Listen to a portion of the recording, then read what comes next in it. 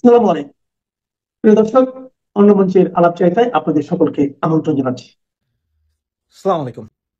তখন বাংলাদেশে বিভিন্ন রকম ঘটনা অঘটন ঘটেই চলছে। আপনারা সবাই জানেন যে যমুনায় জরুরি বৈঠক, এই বৈঠকটা আসলে গতকাল সন্ধ্যার পরে হয়েছে। জরুরি বৈঠক, যে বৈঠকটা যে হয়েছে এই বিষয়ে কোনো নিউজ প্রপারলি কোনো পত্রিকায় আসেনি। সেই শুক্রবারে আরো তিনটি মিছিল ঢাকা শহরে, শনিবারেও মিছিল, রবিবারেও মিছিল, কুমিল্লা সহ আরো বিভিন্ন জায়গায় মিছিল হচ্ছে। সুতরাং এই মিছিল ঠেকানোর মতন কোনো উপায় গভর্নমেন্ট দেখছে না। সুতরাং ওনারা এখন সিদ্ধান্ত নিয়েছেন যে ঐক্যমতের ভিত্তিতে একটা ইলেকশন যেহেতু ওনারা করতে হবে ঐক্যমতের ভিত্তিতে, সুতরাং আওয়ামী লীগ ঠেকাও। তো ঐক্যমতটা করবেন কিভাবে? আপনি আওয়ামী লীগকে নিষিদ্ধ করলেন, 14 দল নিষিদ্ধ করবেন, জাতীয় পার্টিরও নিষিদ্ধ করবেন, তো সব নিষিদ্ধ করে দিয়ে তো থাকবে আর কত 40%। তো ওই 40% কি? যাহাই জামাত, তাহাই বিএনপি, তাহাই এনসিপি। সুতরাং আপনারা তো বাইরে বাইরে খেলা করবেন 40%, আর এই 40% নিয়েই আপনারা ইলেকশন করবেন, আর আমরা সবাই আঙ্গুল চুষবো, এই তো। সুতরাং আওয়ামী লীগের এই যুদ্ধাঙ্গী মনোভাব এবং মিছিলে অনবরত লোক সমাগমে ভয় পেয়ে গেছে ইউনূস সরকার। এটা 100% কারেক্ট ইনফরমেশন আপনাদেরকে দিচ্ছি, যেন পুরোপুরি ভীত অবস্থায় আছে এবং ওনারা চাচ্ছে যে এই জিনিস এখন যদি ঠেকাতে না পারে তাহলে হয়তো সমস্যা হবে। এবং আপনি একটা জিনিস খেয়াল করবেন, কালকের মিটিং অনেক পত্রিকায় আছে, আপনি দেখবেন এখনো খুঁজলে বা ইউটিউবে খুঁজলে এই ডাস্টবিন শফিকের একটা কথা শুনবেন যে পৃথিবীর কোনো শক্তি ফেব্রুয়ারির ইলেকশন থেকে আমাদেরকে পিছু হটাতে পারবে না।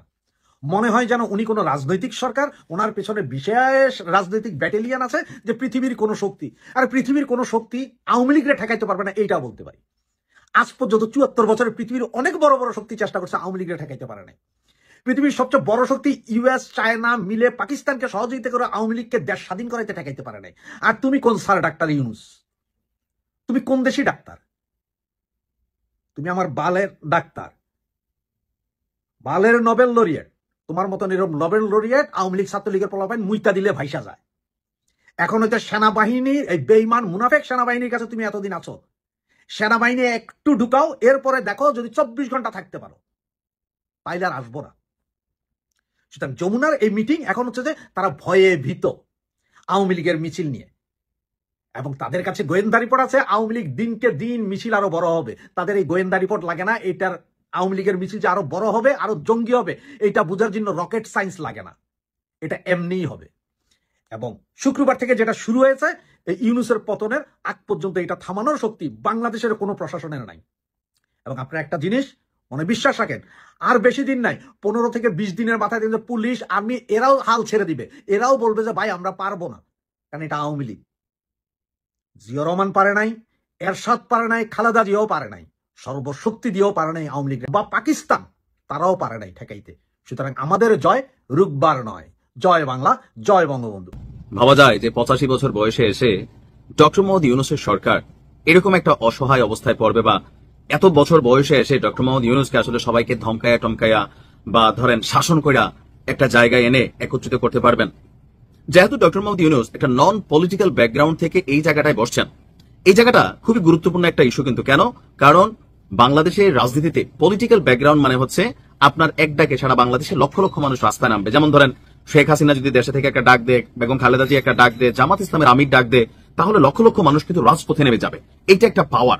সারা দেশে আপনার একটা নিজস্ব বাহিনী আছে, সোলজার্স আছে, আপনার বিরুদ্ধে কোনো অবস্থান নিলে সবাই শক্ত একটা প্রটেস্ট করবে। কিন্তু এই ইন্টারিমে যারা আছেন সবাই নন পলিটিক্যাল ব্যাকগ্রাউন্ড, শুধুমাত্র আসিফ মাহমুদ এবং মাহফুজ ছাড়া।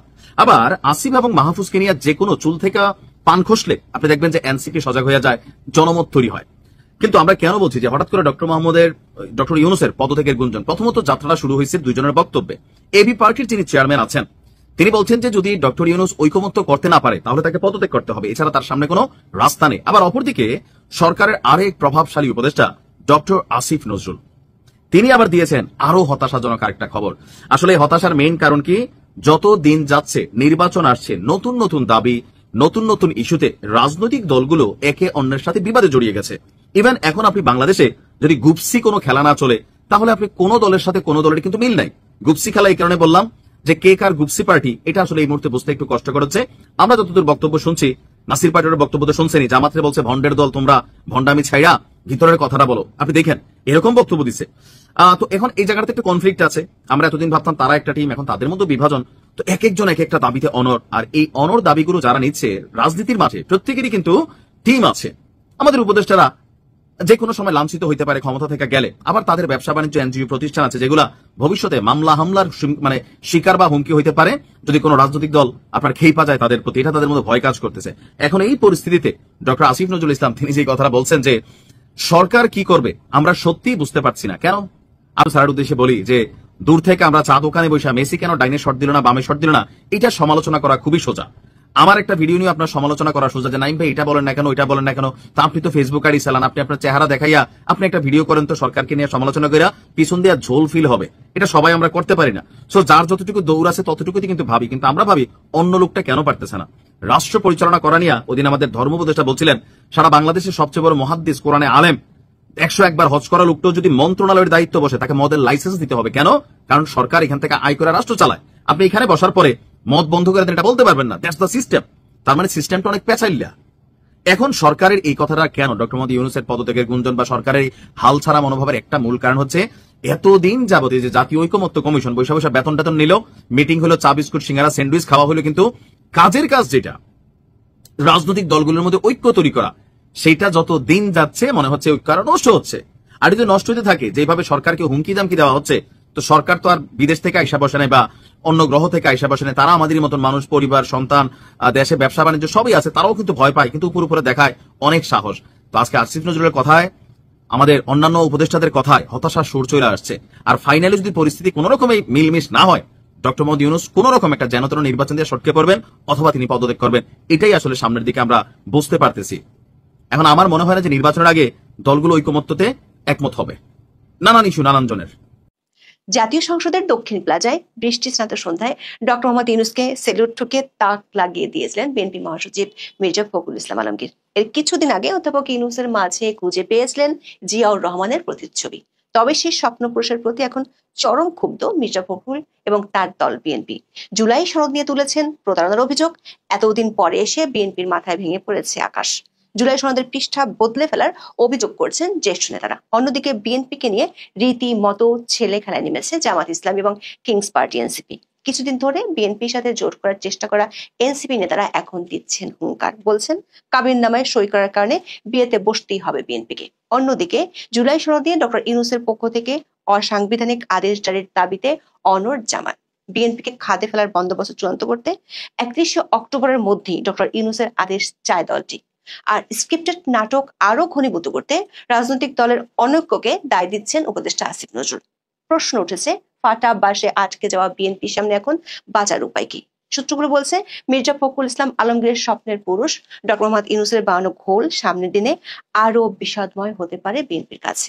গত মে মাসের নাটকের মতো নতুন এক নাটক দেখা যেতে পারে বিএনপিকে নাস্তানুবাদ করানোর জন্য। শিগগিরই রাজনৈতিক দলগুলোর মধ্যে অনৈক্যের অজুহাত তুলে আওয়াজ উঠতে পারে পদত্যাগ নাটকের।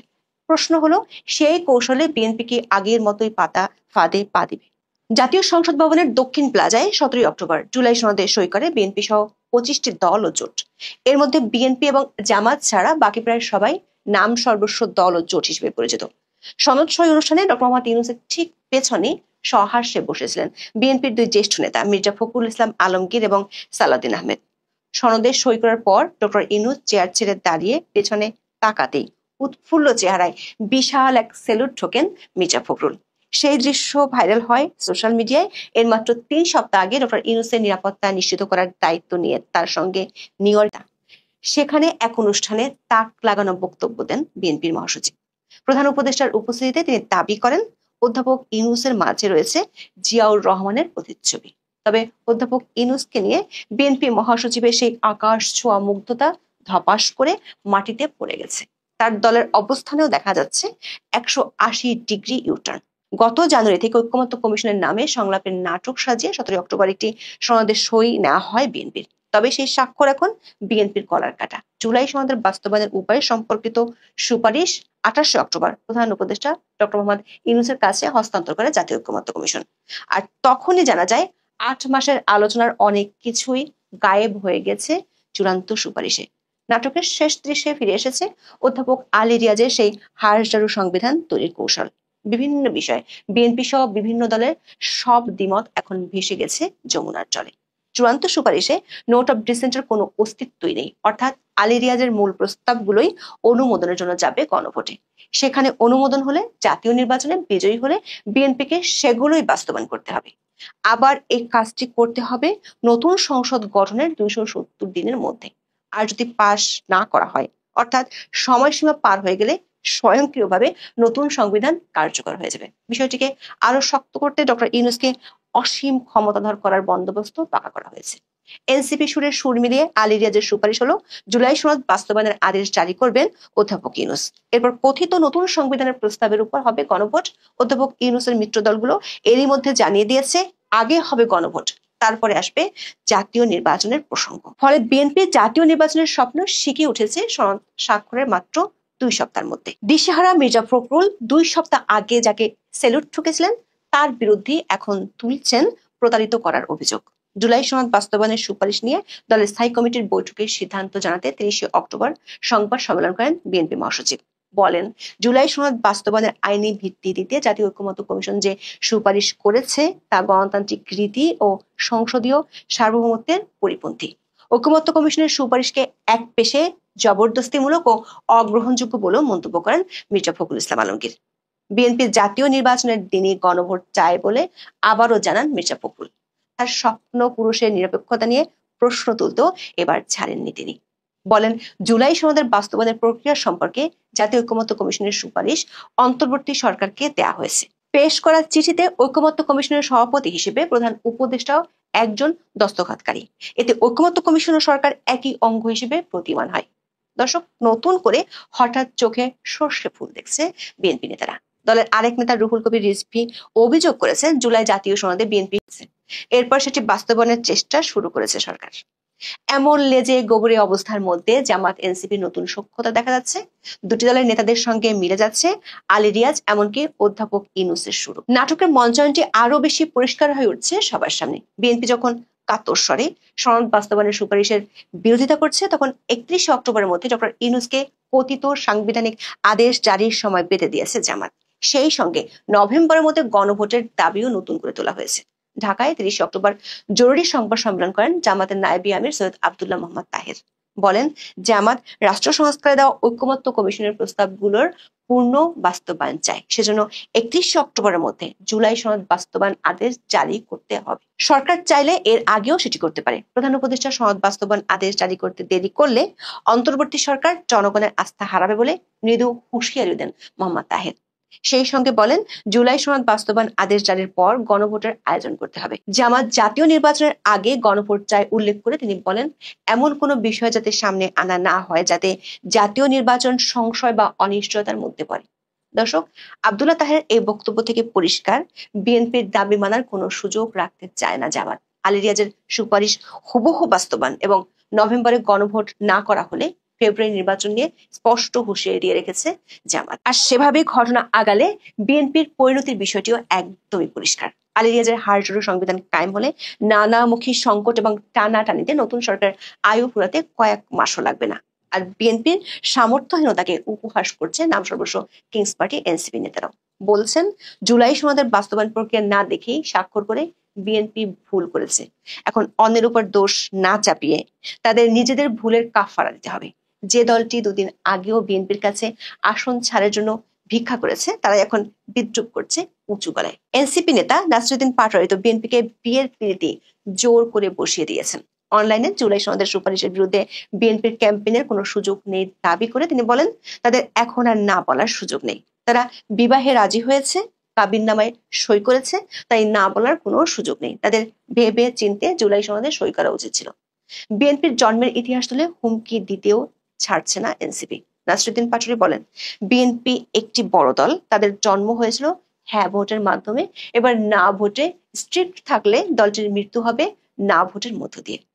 দর্শক, নাসিরুদ্দিন পাটোয়ারির বক্তব্যের পর বিএনপিকে নিয়ে সোশ্যাল মিডিয়ায় চলছে মিম আর ট্রলের ঝড়। কোন হিসেবে হাত পা বাঁধা বিএনপির সামনে কবুল বলা ছাড়া যেন আর কোনো উপায় নেই। প্রশ্ন হলো, এমন অনিচ্ছার বিয়ের সংসার টিকবে কতদিন? দর্শক, সরকার আর তাদের মিত্রদের কৌশলে বিএনপি যখন দিশেহারা, তখন কাটা ঘায়ে যেন আরেকটু লবণ ছিটালেন উপদেষ্টা আসিফ নজরুল। সংকটের সব দায় তিনি তুলে দিয়েছেন রাজনৈতিক দলগুলোর উপর। তার কথায় পরিষ্কার, প্ল্যান অনুযায়ী এগোচ্ছে সবকিছু। ইচ্ছাকৃতভাবে তৈরি করা এক অরাজক পরিস্থিতির দিকে যাচ্ছে দেশ। ঢাকায় 30 অক্টোবর সংবাদ সম্মেলনে আসিফ নজরুলের কণ্ঠে ছিল নিষ্পাপ সুর। বলেন, গণভোট নিয়ে রাজনৈতিক দলগুলোর মধ্যে বিরোধ তীব্রতম পর্যায়ে পৌঁছে গেছে। এমন অবস্থায় চূড়ান্ত সিদ্ধান্ত নেবেন প্রধান উপদেষ্টা। কিছুই যেন জানেন না এমন ভঙ্গিতে তিনি বলেন, 270 দিন আলাপ আলোচনা করার পর রাজনৈতিক দলগুলোর বক্তব্যের মধ্যে যে অনেককে সুর দেখা যাচ্ছে তা হতাশাব্যঞ্জক। এই তীব্র বিরোধের মধ্যে সমঝোতা দলিল পাশ করা সরকারের সামনে একটা চ্যালেঞ্জ এনে দিয়েছে। অথচ 270 দিনের আলোচনার সবকিছু 1.5 সপ্তাহে ধুয়ে মুছে ফেলার দায় যে ঐকমত্য কমিশনের, সেটি পুরোপুরি এড়িয়ে যান আইন উপদেষ্টা। আবার সেই কমিশনের প্রধান হিসেবে আছেন ডক্টর মোহাম্মদ ইউনূস। পানি ঘোলা করে তিনি এখন দেবেন চূড়ান্ত সিদ্ধান্ত। অথচ আসিফ নজরুল সংকটের দায় অবলীলায় তুলে দিয়েছেন রাজনৈতিক দল, আর স্পষ্ট করলে সুপারিশের বিরোধিতা করা বিএনপির উপর। প্রশ্ন হলো, জুলাই সনদ নিয়ে এত যে নাটক হচ্ছে তার আসল কারণ কি? কেন ঐকমত্য কমিশন আলোচনায় হয়নি এমন সুপারিশ করলো? বিষয়টির ইঙ্গিত পাওয়া যাবে সরকারের দুই মিত্র এনসিপি ও জামাতের দুই নেতার বক্তব্যে। কাকতালীয় হলেও 29 অক্টোবর একই দিনে জামাত নেতা আব্দুল্লাহ তাহের ও এনসিপি নেতা নাহিদ ইসলাম নির্বাচন ফেব্রুয়ারিতে না হওয়ার কথা বলেছেন। নাহিদ বলেছেন ফেব্রুয়ারিতে নির্বাচন সম্ভব নয়, আর আব্দুল্লাহ তাহের বলেছেন ফেব্রুয়ারিতে জাতীয় নির্বাচন নাও হতে পারে, কিন্তু তার আগে গণভোট করতে হবে। দর্শক, নাহিদ সহ এনসিপির অনেক নেতাই কয়েক মাস আগেও বলেছিলেন ফেব্রুয়ারিতে নির্বাচন হবে না। সূত্রগুলো বলছে এনসিপি ফেব্রুয়ারিতে নির্বাচন চায় না। যদি ফেব্রুয়ারিতে নির্বাচন হতে হয় তাহলে তারা বিএনপির কাছ থেকে কমপক্ষে 30টি আসনের জেতার নিশ্চয়তা চায়। কিন্তু বিএনপি এতগুলো আসন দিবে না। এখন নির্বাচনের সময় যেহেতু ঘনিয়ে আসছে, তাই সরকার হাত বাড়িয়ে দিয়েছে সরকারি দলের ইচ্ছা পূরণে। সরকারের পক্ষ থেকে গত কয়েকদিন ধরে রাজনৈতিক দলগুলোর মধ্যে অনেকের কথা, সংঘাতের কথা বেশ জোরে সোরে বলা হচ্ছে। প্রথমে উপদেষ্টা মাহফুজ আলম, পরে উপদেষ্টা আসিফ নজরুল একই সুরে কথা বলেছেন। উপদেষ্টার বক্তব্য বিশ্লেষণ করলে দেখা যাবে রাজনৈতিক দলগুলোর অনৈক্যের জন্য সংঘাত আসন্ন। সব নাটকের দৃশ্য মঞ্চস্থ করবেন অধ্যাপক ইউনূস নিজেই, যেমনটা করেছিলেন ইউনূস পদত্যাগ করছেন এমন রব উঠে। যমুনায় গিয়ে নাহিদ ইসলাম অধ্যাপক ইউনূসের সাথে দেখা করেন। বেরিয়ে বিবিসি বাংলার মাধ্যমে দেশবাসীকে জানিয়ে দেন তিনি আর থাকতে চান না। সে ঘোষণা শুনে বিএনপি উঠে পড়ে দৌড় দেয় যমুনায়, জাতীয় ঐক্যের সুর বাজিয়ে তোলেন। যদিও বিএনপি নেতারাই পরে বলেছিলেন ওটি ছিল নাটক। সরকার একাধিক সূত্র বলছে বিএনপি যদি পর্দার আড়ালে দেওয়া সরকারের শর্তগুলো না মানে, আবার অধ্যাপক ইউনূসের পদত্যাগের সাইরেন বেজে উঠতে পারে। সরকার উচ্চ মহলের ধারণা, নির্বাচনের স্বপ্নে অতি বিভোর বিএনপি অধ্যাপক ইউনূস চলে যাবেন শুনলেই সব শর্ত মেনে নিতে পারে। প্রশ্ন হলো, অতীতে -2 কার্যকর করায় যারা ব্যর্থ হয়েছিলেন, এবার কি তারা সফল হবেন? বিএনপি কি ধ্বংস নিশ্চিত জেনেও আবারও সেলুট ঠুকে অধ্যাপক ইউনূসকে সমর্থন করবে, নাকি অতি খেলোয়াড় হতে গিয়ে নিজেদের পতন ত্বরান্বিত করতে যাচ্ছে অন্তর্বর্তী সরকার? বাংলাদেশের রাজনীতিতে ক্রমশ মানে প্রায় প্রতিদিনই কোনো না কোনো ঘটনা ঘটছে, টুইস্ট দেখতে পাচ্ছি। তো আজকে মূলত বিএনপির বর্তমান রাজনৈতিক অবস্থা নিয়ে আলাপ করবো। বিএনপি কি আসলেই, অনেকে বলছেন যে বিএনপি প্রতারিত হয়েছেন, ইভেন বিএনপির নেতারাও বলছেন, আবার কেউ কেউ বলছেন যে এটি প্রতারণা নয়, এটা যে বৃহত্তর নাটক, যে স্ক্রিপ্টেড মেটিকুলাস ডিজাইন, তার একটা অংশ। মির্জা ফখরুলরা এখন প্রতারিত বোধ করছেন কেন? আমরা যখন আগেই বলেছিলাম যে বিএনপিকে ট্র্যাপ করা হতে পারে, এবং এটি কখন বোঝা গেল? যখন বোঝা গেল যে বিএনপি সারা চাঁদাবাজি লুটতরাজ করছে এবং কেউ কিছু বলছে না। মানে একদম ক্ষমতায় কিন্তু ডক্টর ইউনূস, বিএনপি ক্ষমতায় না, অথচ বিএনপির নেতাকর্মীরা যা ইচ্ছে তাই করছে, সরকার কিছু বলছে না, রাষ্ট্র কিছু বলছে না। এটা কেন? তখনই অনেকে সন্দেহ পোষণ করেছিল যে এই অপরাধগুলো, এই পাপগুলো বিএনপির নামে জমা থাকুক, কখনো প্রয়োজন হলে এই কার্ডগুলো ব্যবহার করা হবে।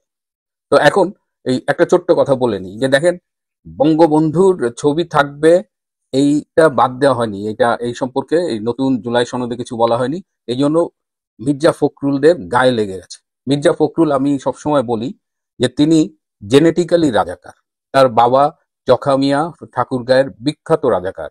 সেই রাজাকারের যে জিনটা তিনি ক্যারি করেন, সেটা তিনি কোন দলের মহাসচিব, কি অবস্থা, বিএনপি যে নিজেকে দাবি করে মুক্তিযোদ্ধার দল, মুক্তিযোদ্ধা জিয়াউর রহমানের দল, কোনো কিছুই ম্যাটার করে না।